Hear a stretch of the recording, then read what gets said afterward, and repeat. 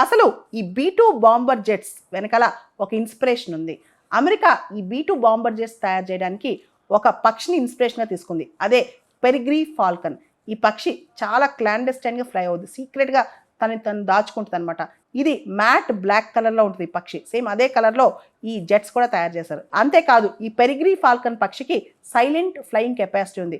అంటే ఎవరికి అర్థం కాకుండా క్యామోఫ్లేజ్ చేసుకుంటూ తన దగ్గర నుంచి వచ్చే సౌండ్ కూడా బయటికి రాకుండా తన రెక్కల్లోనే దాచుకుంటూ వెళ్తూ ఉంటుంది అనమాట. చాలా ఫాస్ట్గా, వరల్డ్స్ ఫాస్టెస్ట్ బర్డ్ అని కూడా అంటారు ఈ పెరిగ్రీ ఫాల్కన్ని. పూర్తిగా పెరిగ్రీ ఫాల్కన్ ఇన్స్పిరేషన్తో తయారు చేశారు ఈ B2 బాంబర్ జెట్స్ అనమాట అమెరికా వాళ్ళు. ఈ పెరిగ్రీ ఫాల్కన్కి చాలా సూక్ష్మమైన దృష్టి ఉంటుంది, బైనాక్యులర్ విజన్ ఉంటుంది అనమాట. చాలా స్పష్టంగా చూడగలదు. దీన్నే బైనాక్యులర్ విజన్ అంటాం.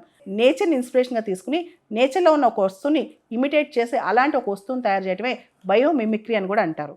బయోమిమిక్రీ అంటే imitating nature's designs, processes and systems. మనం కింగ్ ఫిషర్ బర్డ్ చూస్తుంటాం కదా, ముఖ్యంగా కూసుగా ఉంటుంది. దాని ఇన్స్పిరేషన్తోనే బుల్లెట్ ట్రైన్స్ కూడా తయారు చేశారు. దీన్నే బయోమిమిక్రీ అంటారు.